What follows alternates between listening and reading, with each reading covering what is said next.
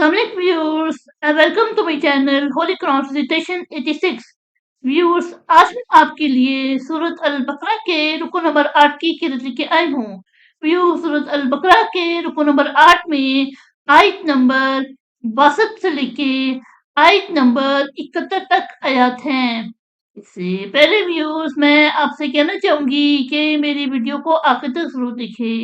अगर आपको पसंद आए तो इसको लाइक कर ले, इसको दूसरे के साथ शेयर कर ले और सब्सक्राइब कर ले और साथ में लगे बेल के आइकन को क्लिक कर ले ताकि आने वाले वक्तों में आपको मेरी वीडियो का नोटिफिकेशन सबसे पहले मिलता रहे।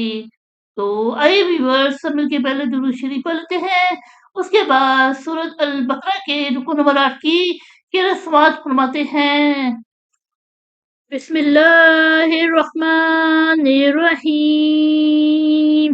अल्लाहुम्मा सल्लि अला मुहम्मद वअला आलि मुहम्मद कमा सल्लैता अला इब्राहीम वअला आलि इब्राहीम इन्नका हमीदुम मजीद।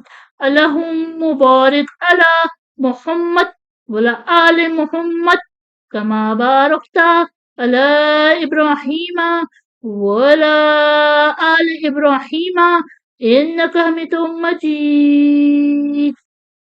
أعوذ بالله من الشيطان الرجيم.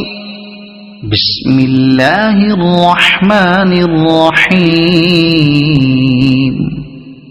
إن الذين آمنوا والذين هادوا والنصارى والصابئين من آمن بالله واليوم الآخر وعمل صالحا فلهم أجرهم عند ربهم ولا خوف عليهم ولا هم يحزنون.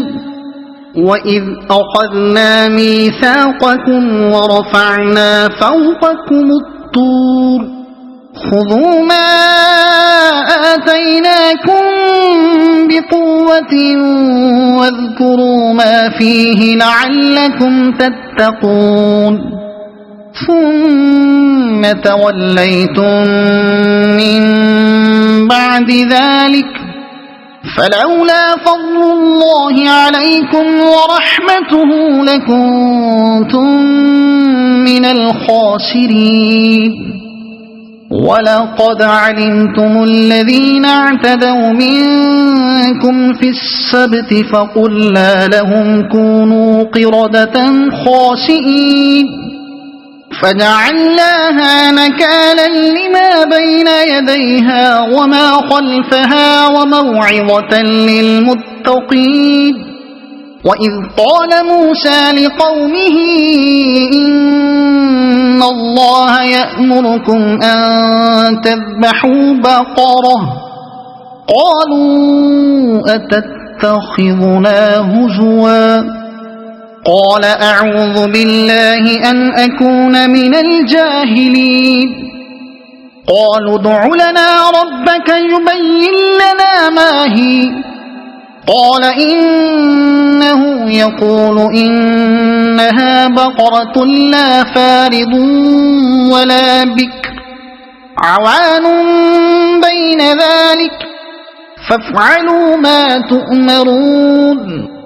قالوا ادع لنا ربك يبين لنا ما لونها قال إنه يقول إنها بقرة صفراء فاقع لونها تسر الناظرين. قالوا ادع لنا ربك يبين لنا ما هي إن البقرة شابه علينا وإنا إن شاء الله لمهتدون. قال إنه يقول إنها بقرة لا ذلول تثير الأرض ولا تسقي الحرث مسلمة لا شية فيها.